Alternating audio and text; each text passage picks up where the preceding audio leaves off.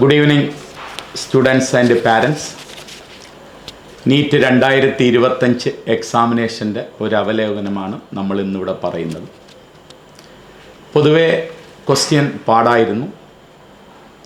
കുട്ടികൾ കഴിഞ്ഞ വർഷത്തെ മാർക്ക് എക്സ്പെക്റ്റ് ചെയ്തിട്ടാണ് മാർക്ക് കുറഞ്ഞു പോയി എന്ന് പറയുന്നത്. കഴിഞ്ഞ വർഷത്തെ ക്വസ്റ്റ്യനുമായിട്ട് ഒരിക്കലും കമ്പയർ ചെയ്യാൻ പറ്റാത്തതാണ്. പൊതുവേ ഫിസിക്സ് ഒരു 30 ക്വസ്റ്റ്യൻ എല്ലാ കുട്ടികൾക്കും ചെയ്യാൻ പറ്റുന്ന രീതിയിലാണ് ചോദിച്ചിട്ടുള്ളത്. പക്ഷേ എന്നാലും ആവറേജായിട്ട് 20ഒക്കെയാണ് കുട്ടികൾക്ക് ചെയ്യാൻ പറ്റിയിട്ടുള്ളത്. ഒരു 30 ക്വസ്റ്റ്യൻ ചെയ്തിട്ടുണ്ടെങ്കിൽ അവർ വളരെ മിടുക്കരാണ്. കെമിസ്ട്രിയും 1-2 ക്വസ്റ്റ്യൻസ് ഔട്ട് ഓഫ് സിലബസ് ഉണ്ടെന്ന് പറയുന്നു. അതിനെക്കുറിച്ചുള്ള ഡീറ്റെയിൽ നമ്മുടെ സബ്ജക്റ്റ് എക്സ്പെർട്ടുകൾ പറയും. പൊതുവേ പറഞ്ഞാൽ കഴിഞ്ഞ വർഷത്തിനെക്കാട്ടിലും വളരെ പാടാണ്. ഒരു 500 മാർക്കിൻ്റെ അടുപ്പിച്ചൊക്കെ വന്നാൽ MBBS കിട്ടാമെന്നാണ് പ്രതീക്ഷിക്കുന്നത്. ഇനി നാളത്തെ അവരുടെയൊക്കെ ബാക്കി വെളിയിലുള്ള മാർക്കുകളൊക്കെ അറിഞ്ഞാലേ നമുക്ക് കറക്റ്റാണ് പറയാൻ പറ്റുള്ളൂ. ഇപ്പോഴത്തെ അറിവ് വെച്ച് നോക്കുമ്പോൾ ഒരു 500ൻ്റെ മുകളിലുണ്ടെങ്കിൽ ഉറപ്പായിട്ട് നമ്മൾ റാങ്ക് ലിസ്റ്റിൽ കടന്നുകൂടും. MBBS കിട്ടാൻ സാധ്യതയുണ്ട്. ഇപ്പോൾ ഫിസിക്സിൻ്റെ കാര്യം പറയുകയാണെങ്കിൽ ഉറപ്പായിട്ട് 45 ക്വസ്റ്റ്യനിൽ ഒരു 15 ക്വസ്റ്റ്യൻ പ്രയാസമുള്ള ക്വസ്റ്റ്യൻ തന്നെയാണ്. സാധാരണ ഒരു മെഡിക്കൽ സ്റ്റുഡൻറ്റിന് ചെയ്യാൻ പറ്റുന്ന രീതിയിലുള്ളതല്ല. പക്ഷേ 30 ക്വസ്റ്റ്യൻ ആ രീതിയിലുള്ളത് തന്നെയാണ്. പക്ഷേ എന്നാലും കുട്ടികളൊക്കെ പലപ്പോഴും 20, 22 ആ റേഞ്ചിലൊക്കെയാണ് ചെയ്തിരിക്കുന്നത് പൊതുവെ. പിന്നെ ഇതിൻ്റെ കീ കറക്റ്റായിട്ട് ചില കീകളൊക്കെ ട്വിസ്റ്റുകളുണ്ട്. അതിപ്പോൾ NDA കറക്റ്റ് കീ പ്രസിദ്ധീകരിച്ചാലേ നമുക്ക് കറക്റ്റായി പറയാൻ പറ്റത്തുള്ളൂ. എന്നാലും 99.9% ആക്യുറസിയോടുകൂടി സഫയർ കീ പബ്ലിഷ് ചെയ്യാണ്. നിങ്ങൾക്ക് നമ്മുടെ സൈറ്റിൽ കാണാൻ പറ്റുന്നതാണ്. അപ്പോൾ പലരും പല രീതിയിലൊക്കെ ആയിരിക്കാം യൂട്യൂബുകളിലൊക്കെ ചെയ്തിടുന്നത്. അത് എത്രത്തോളം ആക്യുറേറ്റ് ആണെന്ന് നമുക്ക് പറയാൻ പറ്റത്തില്ല. എന്നാലും നമുക്കിപ്പം പറയാം, ഒരു 500ൻ്റെ എബോ ഉണ്ടെങ്കിൽ നല്ല മാർക്കാണെന്നാണ് നമ്മുടെ അറിവ്. ഇനി നാളെത്തരം കഴിയുമ്പോഴേ നമുക്ക് അതിൻ്റെ വ്യക്തമായ ഒരു ധാരണ തരാൻ പറ്റുള്ളൂ. കുട്ടികൾ കഴിഞ്ഞ പ്രാവശ്യം 720 കിട്ടിയവരുണ്ട്, 700 ഉണ്ട്, 690 ഉണ്ട്. ആ രീതിയിൽ പ്രതീക്ഷിക്കല്ലേ, ആ രീതിയിൽ ഒരിക്കലും വരത്തില്ല. കഴിഞ്ഞോണ വളരെ എളുപ്പമായിരുന്നു. 20 മിനിറ്റ് എക്സസ്സും ഉണ്ടായിരുന്നു. അതുകൊണ്ടാണ് അത്രയും മാർക്ക് സ്കോർ ചെയ്യാൻ പറ്റിയത്. ആ കുട്ടികൾ ആ കണ്ണിക്കൂടെ ഇന്നത്തെ എക്സാമിനെ ഒരിക്കലും കാണല്ല. ഒരു 2015 ആ ടൈമിലുള്ള ആൾ ഇന്ത്യ എക്സാമിനേഷൻ എന്ത് റേഞ്ച് ഉണ്ടായിരുന്നോ ആ റേഞ്ചിലോട്ടാണ് തിരിച്ചു വന്നിരിക്കുന്നത്. അപ്പോൾ നമുക്ക് ചെറിയ ചെറിയ ക്വസ്റ്റ്യൻസ് ചെയ്ത് മുന്നോട്ട് പോകാൻ പറ്റത്തില്ല. നല്ല രീതിയിൽ ക്വസ്റ്റ്യൻസ് ചെയ്താൽ മാത്രമേ ആ റേഞ്ചിലോട്ട് എത്താൻ പറ്റുന്നുള്ളൂ. നമ്മുടെ ഇൻസ്റ്റിറ്റ്യൂട്ടിനെ സംബന്ധിച്ചോളം നോക്കുമ്പോൾ കുട്ടികളൊക്കെ നന്നായിട്ട് പെർഫോം ചെയ്തിട്ടുണ്ട്. അതേ റേഞ്ചുകളിൽ തന്നെ പറ്റുന്ന രീതിയിൽ അവർ 45 ഫിസിക്സിന് 35-40 റേഞ്ചുകളിലൊക്കെ എത്തിയവരുണ്ട്. അപ്പോൾ നന്നായിട്ട് അവർക്ക് പെർഫോം ചെയ്യാൻ പറ്റുന്നുണ്ട്. പിന്നെ ചില കുട്ടികൾ ഞാൻ നേരത്തെ പറഞ്ഞതുപോലെ തന്നെ 20-25 റേഞ്ചിലും ഉണ്ട്. ബാക്കി സബ്ജക്റ്റുകളും കുട്ടികൾ കുറേയൊക്കെ നന്നായിട്ട് പെർഫോം ചെയ്തിട്ടുണ്ട്. ഇതിൻ്റെ ഒരു കറക്റ്റ് മാർക്കിൻ്റെ സീക്വൻസ് നമുക്ക് അടുത്ത വരും ദിവസങ്ങളിൽ നമ്മൾ പ്രസിദ്ധീകരിക്കും. ഇന്ന് നമ്മുടെ കീ പബ്ലിഷ് ചെയ്തിട്ടുണ്ട്. അതെല്ലാ സ്റ്റുഡൻസും അത് നോക്കണം. ഞാനിനി അടുത്ത കെമിസ്ട്രിയിൽ നമ്മുടെ മനോഹർ സാറിൻ്റെ കൂടെ ഇന്നത്തെ കെമിസ്ട്രിയുടെ ക്വസ്റ്റ്യൻസിനെ കുറിച്ച് ഒരു അവലോകനം പറയാൻ വേണ്ടി വിളിക്കുന്നുണ്ട്. Sir. Good evening my dear students and parents. ഇന്നത്തെ കെമിസ്ട്രിയുടെ ക്വസ്റ്റ്യൻസ് കുറച്ച് ടഫായിരുന്നു. ആ കെമിസ്ട്രിയിലെ ആ വന്ന ക്വസ്റ്റ്യൻസിൻ്റെ പ്രത്യേകതകൾ ഒരു ചാപ്റ്റർ പോലും അവോയ്ഡ് ചെയ്തിട്ടില്ല. എല്ലാ ചാപ്റ്ററുകളും, അതായത് NCERT ടെക്സ്റ്റിലെ സിലബസ് കൂടാതെ P ബ്ലോക്കും പ്രാക്ടിക്കലും ഉണ്ടായിരുന്നു. എല്ലാ ചാപ്റ്ററുകളിൽ നിന്നും ക്വസ്റ്റ്യൻ ഉണ്ടായിരുന്നു. അതൊന്ന് വിഭജിച്ച് നോക്കിയാൽ ഓർഗാനിക് കെമിസ്ട്രിയിൽ നിന്ന് 17 ക്വസ്റ്റ്യൻ, ഫിസിക്കൽ കെമിസ്ട്രിയിൽ നിന്ന് 17 ക്വസ്റ്റ്യൻ, ഇനോർഗാനിക് കെമിസ്ട്രിയിൽ നിന്ന് 11 ക്വസ്റ്റ്യനും ഉണ്ടായിരുന്നു. ആ ക്വസ്റ്റ്യൻ്റെ നേച്ചർ എന്ന് പരിശോധിച്ചാൽ വെരി ഈസി ടൈപ്പ് എന്ന് പറയാവുന്ന 16 ക്വസ്റ്റ്യൻ ഉണ്ടായിരുന്നു.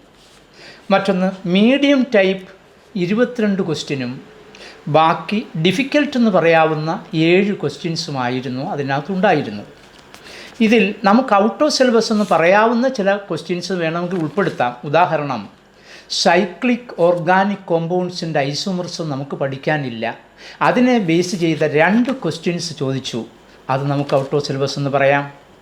മറ്റൊന്ന് പ്രാക്ടിക്കൽ കെമിസ്ട്രിയിൽ നിന്ന് ചോദിച്ച കൊബാൾട്ട് 2+ ടെസ്റ്റ് പ്രാക്ടിക്കൽ സിലബസിൽ കൊബാൾട്ട് പഠിക്കാനേ ഇല്ല. പക്ഷേ മാച്ച് ദ ഫോളോയിങ്ങിലാണ് ആ ക്വസ്റ്റ്യൻ വന്നതുകൊണ്ട് കൊബാൾട്ട് 2+ അറിയില്ല, ബാക്കി 3 അറിയാമെങ്കിൽ ഓട്ടോമാറ്റിക്കലി ആൻസർ കിട്ടുന്നതുമാണ്. മറ്റൊന്ന് സീസ്യത്തിൻ്റെ മെൽറ്റിംഗ് പോയിൻറ്റിനെ കുറിച്ച്, എസ് ബ്ലോക്കിൽ പെടുന്ന മെറ്റലാണ് സീസിയം, അതിനെക്കുറിച്ചൊരു ക്വസ്റ്റ്യൻ ഉണ്ടായിരുന്നു. അതും ഔട്ട് ഓഫ് സിലബസ് എന്ന് നമുക്ക് വേണമെങ്കിൽ പറയാം. പിന്നെ മറ്റൊന്ന്, ഒരു ക്വസ്റ്റ്യന് മാത്രം 2 കറക്റ്റ് ഓപ്ഷനുണ്ട്. അത് ഏത് ക്വസ്റ്റ്യനാണെന്ന് നിങ്ങൾക്ക് മനസ്സിലായി കാണുമെന്ന് എനിക്ക് ഉറപ്പാണ്. കാരണം നമ്മുടെ ഈ സ്ഥാപനത്തിൽ നിരവധി പ്രാവശ്യം ചെയ്തൊരു ക്വസ്റ്റ്യനാണ് which of the following is having minimum conductance. ആ കോംപ്ലക്സ് കോർഡിനേഷൻ കോമ്പൗണ്ടുകളിൽ അയോണുകൾ ഒന്നുമില്ലാത്ത 2 ആൻസർ ഉണ്ട്. അപ്പോൾ ആ ക്വസ്റ്റ്യൻ ഉറപ്പായും ഡിലീറ്റ് ചെയ്യും, ഒരു സംശയവും ഇല്ല. പിന്നെ മറ്റൊരു പ്രത്യേകത, ഫെറോ മാഗ്നറ്റിക് സബ്സ്റ്റൻസിനെ കുറിച്ച് ചോദിച്ചിരുന്നു. അതും നമുക്ക് പഠിക്കാനില്ല, അത് നമ്മുടെ ഔട്ട് ഓഫ് സിലബസ് ആണ്. എങ്ങനെ പോയാലും ശരി. അപ്പോൾ നമ്മുടെ ന്യൂമറിക്കൽ പ്രോബ്ലം 8 എണ്ണം ഉണ്ടായിരുന്നു, സ്റ്റേറ്റ്മെൻറ്റ് പ്രോബ്ലം 5 എണ്ണം ഉണ്ടായിരുന്നു, അസേർഷൻ റീസൺ 1 ക്വസ്റ്റ്യൻ ഉണ്ടായിരുന്നു, മാച്ച് ദ ഫോളോയിങ് 6 ക്വസ്റ്റ്യനും ഉണ്ടായിരുന്നു. ബാക്കിയൊക്കെ ഓർഗാനിക് ടൈപ്പ് ബാക്കിയുള്ള ക്വസ്റ്റ്യൻസ് ആയിരുന്നു. അപ്പം പൊതുവായി പറഞ്ഞാൽ അല്പം ഡിഫിക്കൽട്ട് ആയിരുന്നു എന്ന് തന്നെ നമുക്ക് പറയാൻ കഴിയും. നമുക്ക് ബാക്കിയുള്ള ഇവിടെ നമ്മൾ ഡിസ്കസ് ചെയ്ത നിരവധി പ്രോബ്ലം ചോദിച്ചിട്ടുണ്ട്, അത് നിങ്ങൾക്കറിയാം. അപ്പോൾ നമ്മളെ കുട്ടികളൊക്കെ നന്നായിട്ട് എഴുതാൻ സാധ്യതയുണ്ടെന്ന് തന്നെ നമുക്ക് ഉറപ്പാണ്. With this I conclude. Thank you very much. Okay, അടുത്ത നമ്മുടെ ബോട്ടണിയിലെ കൃഷ്ണൻകുട്ടി സാറ് ബോട്ടണിയെക്കുറിച്ച് സംസാരിക്കുന്നുണ്ട്. ഓക്കെ, നമസ്കാരം പ്രിയപ്പെട്ട വിദ്യാർത്ഥികൾ. ഇന്നത്തെ നീറ്റ് പരീക്ഷയിൽ ബയോളജിയിലെ ബോട്ടണി പാർട്ട് ക്വസ്റ്റ്യൻസ് മൊത്തത്തിൽ നോക്കിക്കഴിഞ്ഞാൽ സ്റ്റാൻഡേർഡ് ക്വസ്റ്റ്യൻസ് ആയിരുന്നു, സബ് സ്റ്റാൻഡേർഡ് അല്ല. ആവശ്യത്തിനുള്ള സീരിയസ്നെസ്സോടുകൂടിയുള്ള ക്വസ്റ്റ്യൻസാണ്. എല്ലാ ക്വസ്റ്റ്യൻസും സിലബസിനകത്തു നിന്ന് തന്നെയാണ് ചോദിച്ചിട്ടുള്ളത്. NCERT ടെക്സ്റ്റിലുള്ള ക്വസ്റ്റ്യൻസേ ചോദിച്ചിട്ടുള്ളൂ. പക്ഷേ സ്റ്റേറ്റ്മെൻറ്റുകൾ ധാരാളം വന്നിട്ടുണ്ട്. അസർഷൻ റീസൺ ക്വസ്റ്റ്യൻസ് ഉണ്ട്. അതൊക്കെ വളരെ ആഴത്തിൽ സബ്ജക്റ്റ് പഠിച്ചിട്ടുള്ള വിദ്യാർത്ഥികൾക്ക് ശരിയായിട്ട് എഴുതാൻ പറ്റും. നമ്മുടെ ഈ സ്ഥാപനത്തിലെ വിദ്യാർത്ഥികൾക്ക് ഈ ക്വസ്റ്റ്യൻസ് നന്നായിട്ട് അറ്റൻഡ് ചെയ്യാൻ കഴിയും എന്നാണ് ഞാൻ കരുതുന്നത്. ഇവിടെ നമ്മൾ റിവിഷൻ ടെസ്റ്റിനൊക്കെ ധാരാളമായിട്ട് ചെയ്ത ക്വസ്റ്റ്യൻസൊക്കെ അതിൽ ചെറിയ വേരിയേഷനോടുകൂടി ആ ക്വസ്റ്റ്യൻസ് വന്നിട്ടുണ്ട്. ഒരു 10% ക്വസ്റ്റ്യൻസ് ഒരല്പം above standard application type questions ഉണ്ട്. അപ്പോൾ 90 ക്വസ്റ്റ്യൻസിൽ പകുതി 45 ബോട്ടണി ക്വസ്റ്റ്യൻസിൽ ഓൾമോസ്റ്റ് 49 ക്വസ്റ്റ്യൻസ് വരുന്നുണ്ട് നമ്മുടെ ബോട്ടണി പാർട്ടിൽ. അതിൽ ഒരു 5-6 ക്വസ്റ്റ്യൻസ് അല്പം ടഫായ ക്വസ്റ്റ്യൻസ് തന്നെയാണ്.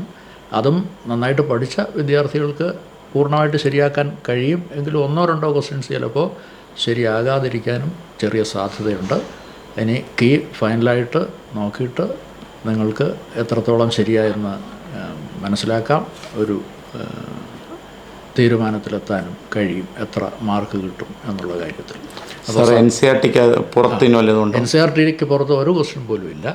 NCERT ചാപ്റ്റേഴ്സിൽ നിന്ന് എല്ലാത്തിൽ നിന്നും കാര്യമായ രീതിയിൽ ആ വെയിറ്റേജ് അനുസരിച്ച് തന്നെ ഓരോ ചാപ്റ്ററിൽ നിന്നും ക്വസ്റ്റ്യൻസ് ഉണ്ട്. ഓക്കെ, ഈ NCERT തറവായിട്ട് ഡീറ്റെയിൽഡായിട്ട് പഠിക്കുക എന്നുള്ളത് ഒരു അനിവാര്യതയായിരിക്കുന്നു എന്നതാണ് ഈ വർഷത്തെ ക്വസ്റ്റ്യൻ്റെ ഏറ്റവും വലിയ highlight. Okay, thank you sir. അടുത്ത സുവോളജിയിൽ നമ്മുടെ AU സാറ് സംസാരിക്കുന്നതാണ്. സാർ, എല്ലാവർക്കും നമസ്കാരം. ഇന്നത്തെ നീറ്റ് എക്സാമിന് നമ്മുടെ ബയോളജിയിലെ 90 ക്വസ്റ്റ്യൻസിൽ സുവോളജി പാർട്ടിൽ നിന്ന് 41 ക്വസ്റ്റ്യൻസാണ് ഉണ്ടായിരുന്നത്. കമ്പാരിറ്റീവ്ലി KK സാർ പറഞ്ഞതുപോലെ തന്നെ ഒരു മോഡറേറ്റ് ലെവൽ ക്വസ്റ്റ്യൻസ് തന്നെയാണ്. എല്ലാ ക്വസ്റ്റ്യൻസും NCERT ബേസ്ഡ് ആയിരുന്നു എന്ന് പറയുന്നതും വളരെ ശരിയായിട്ടുള്ള കാര്യമാണ്. കാരണം NCERT തറവായിട്ട് പഠിക്കേണ്ടത് ആവശ്യകത സാർ പറഞ്ഞു, അത് വളരെ ശരിയാണ്. കാരണം NCERTയിലുള്ള ക്വസ്റ്റ്യൻസ് മാത്രമേ ഉണ്ടായിരുന്നുള്ളൂ. അപ്പോൾ നമ്മുടെ നീറ്റിനെ സംബന്ധിച്ചിടത്തോളം ഈ വർഷത്തെ നീറ്റിൻ്റെ ഏറ്റവും വലിയ പ്രത്യേകത എന്ന് പറയുന്നത് നമ്മുടെ സമ്മറിയിൽ നിന്ന് ധാരാളം ക്വസ്റ്റ്യൻസ് ഉണ്ട്. അതുപോലെ തന്നെ നമ്മുടെ എക്സസൈസ് ക്വസ്റ്റ്യൻസ്, ഇപ്പോൾ നമ്മുടെ ഫെർട്ടേണൽ ട്വിൻസിൻ്റെ കാര്യം നമ്മുടെ ടെക്സ്റ്റ് കണ്ടന്റിൽ പറയുന്നില്ല, പക്ഷേ NCERTയുടെ എക്സസൈസിനകത്തൊരു ചോദ്യമായിട്ട് ചോദിച്ചിട്ടുണ്ട്. അതുവരെ അവരെടുത്ത് ക്വസ്റ്റ്യൻ ആക്കിയിരിക്കുകയാണ്. അതുപോലെ തന്നെ നമ്മുടെ യൂണിറ്റുകളെല്ലാം തുടങ്ങുമ്പോൾ ഉള്ള സയൻറ്റിസ്റ്റുകളുടെ കോൺട്രിബ്യൂഷൻ്റെ ഒരു ലിസ്റ്റുണ്ട്. അതിൽ നിന്ന് വരെ നമുക്ക് ഈ വർഷം ചോദ്യങ്ങൾ വന്നു.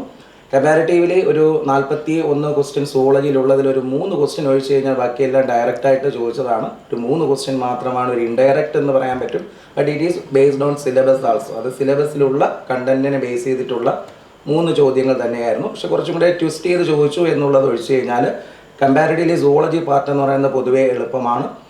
ഒരു ആവറേജ് ആയിട്ട് പഠിക്കുന്ന കുട്ടികൾക്ക് പോലും ഫുൾ 41 എന്ത് ചെയ്യാൻ പറ്റും, അറ്റൻഡ് ചെയ്യാൻ പറ്റുന്ന രീതിയിലുള്ള ക്വസ്റ്റ്യൻസ് ആണ്. പല ക്വസ്റ്റ്യൻസും നമ്മൾ ഇവിടുത്തെ പാറ്റേണിനോട്ട് സാമ്യതയുള്ള ക്വസ്റ്റ്യൻസുകളാണ്.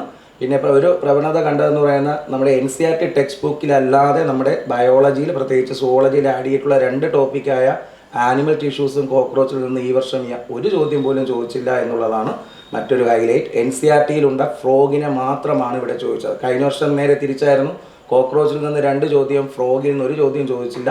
ഈ വർഷം ഫ്രോഗ്, നമ്മുടെ ടെക്സ്റ്റിലുള്ള ഫ്രോഗിൽ നിന്ന് 2 ക്വസ്റ്റ്യൻ ചോദിച്ചു, കോക്രോച്ചിൽ നിന്ന് 1 ക്വസ്റ്റ്യനും ചോദിച്ചില്ല. അപ്പോൾ ഈ സിലബസിനകത്ത് തന്നെയുള്ള ടെക്സ്റ്റിനകത്തുള്ള കണ്ടൻറ്റ് മാത്രമാണ് ഈ വർഷത്തെ നീറ്റിൽ പൊതുവെ ചോദിച്ചത്. കമ്പാരിറ്റീവ്ലി നമ്മുടെ സഫേറിലെ കുട്ടികളെല്ലാം ഇത് നന്നായിട്ട് അറ്റൻഡ് ചെയ്യുമെന്നുള്ളതാണ് എൻ്റെ ഒരു പ്രതീക്ഷ. കാരണം എന്ന് വെച്ചാൽ യാതൊരു പാറ്റേൺ ആണ് നമ്മുടെ ലാസ്റ്റ് നടത്തിയ ഹോൾ ടോപ്പിക് എക്സാമുകളായിരുന്നാലും എല്ലാം ഈ പാറ്റേൺ ക്വസ്റ്റ്യൻസുകൾ തന്നെയായിരുന്നു. ഡയറക്റ്റ് ക്വസ്റ്റ്യൻസ് ആണ് കൂടുതലും. പിന്നെ ഇപ്രാവശ്യത്തെ ഏറ്റവും വലിയ പ്രവണത എന്ന് പറയുന്നത് സാർ എക്കോളജി പാർട്ടിൽ നിന്നൊക്കെ ധാരാളം ക്വസ്റ്റ്യൻസ് വന്നിട്ടുണ്ട്. മുൻകാലങ്ങളിൽ കാണാത്തത്ര ക്വസ്റ്റ്യൻസ് ഇപ്രാവശ്യം വന്നിട്ടുണ്ട്. പിന്നെ എല്ലാ ചാപ്റ്ററിൽ നിന്നും അവർ ക്വസ്റ്റ്യൻ ചോദിച്ചു എന്നുള്ളതും ഈ വർഷത്തെ ഏറ്റവും വലിയ പ്രത്യേകതയാണ്. Okay, thank you. അപ്പോൾ ഇന്നത്തെ എക്സാമിനേഷൻ്റെ ഒരു അവലോകനം ഇതാണ്. നമ്മൾ കീ പബ്ലിഷ് ചെയ്യുന്നുണ്ട്. ഫിസിക്സിൽ നമ്മൾ എപ്പോഴും ക്ലാസ്സിൽ പറയുന്ന കാര്യമാണ് സെക്കൻഡ് ഇയറിൻ്റെ സെക്കൻഡ് വോളിയം ബുക്ക് എപ്പോഴും തിയറി പഠിക്കണമെന്ന്. ഇപ്രാവശ്യം സെക്കൻഡ് ഇയറിൻ്റെ സെക്കൻഡ് വോളിയം ബുക്കിന് നിരവധി ചോദ്യങ്ങളാണ്. ഓരോ ചാപ്റ്ററിനും 2ഉം 3ഉം ക്വസ്റ്റ്യൻ വെച്ചാണ് ചോദിച്ചിരിക്കുന്നത്. ഇലക്ട്രോ മാഗ്നറ്റിക് വേവ്സിൽ 2 ക്വസ്റ്റ്യൻ, വേവ് ഓപ്റ്റിക്സിൻ്റെ അകത്ത് 3 ക്വസ്റ്റ്യൻ, അതുപോലെ ഫോട്ടോണിൻ്റെ അകത്ത് 3 ക്വസ്റ്റ്യൻ, ആറ്റമിൽ ക്വസ്റ്റ്യൻ, ഇലക്ട്രോണിക്സ് 2 ക്വസ്റ്റ്യൻ, ഇങ്ങനെ എല്ലാത്തിലും ആ തിയറി നമ്മൾ എപ്പോഴും ക്ലാസ്സിൽ പറയുന്നതാണ്. ആ സെക്കൻഡ് ഇയർ സെക്കൻഡ് വോളിയം ഇങ്ങനെ തന്നെ പഠിക്കണം, അത് വായിക്കണം എന്നുള്ളത്. ബട്ട് കുറച്ച് ക്വസ്റ്റ്യൻസ്, ഡിഫിക്കൽറ്റി ക്വസ്റ്റ്യൻസും ഫിസിക്സിലുണ്ട്. അത് എല്ലാവർക്കും ഡിഫിക്കൽറ്റിയാണ് പൊതുവെ എന്നെടുക്കുമ്പോൾ. അപ്പോൾ ഇതിൻ്റെ ഒരു കട്ട് ഓഫ് മാർക്ക് എങ്ങനെയാണ് എന്നുള്ളത് 500ൻ്റെ മുകളിൽ പ്രതീക്ഷിക്കാം എന്നാണ് പുറത്തുനിന്ന് കിട്ടുന്ന അറിവ്. ഇനി കുറച്ച് കഴിയുമ്പം നമുക്കതിൻ്റെ കറക്റ്റ് ഒരു ഇത് അറിയാൻ പറ്റും. നമ്മളത് കറക്റ്റായിട്ട് തന്നെയാണ് നിങ്ങളെ അറിയിക്കുന്നുണ്ട്. കുട്ടികളെ, നിങ്ങളുടെ സഫയറിൻ്റെ വീഡിയോകൾ നോക്കുക, അതിൽ നിങ്ങൾക്ക് കറക്റ്റ് ഇൻഫർമേഷൻ ടൈമിനനുസരിച്ച് തരും. അപ്പോൾ ഇന്ന് ഈ മീറ്റിങ്ങിൽ പങ്കെടുത്ത എല്ലാ പാരൻസിനും, അതുപോലെ തന്നെ ഇതിൽ കാണുന്ന കുട്ടികളും, പിന്നെ ഇത് എന്നോടൊപ്പം ഇരിക്കുന്ന എല്ലാവർക്കും നന്ദി, നമസ്കാരം.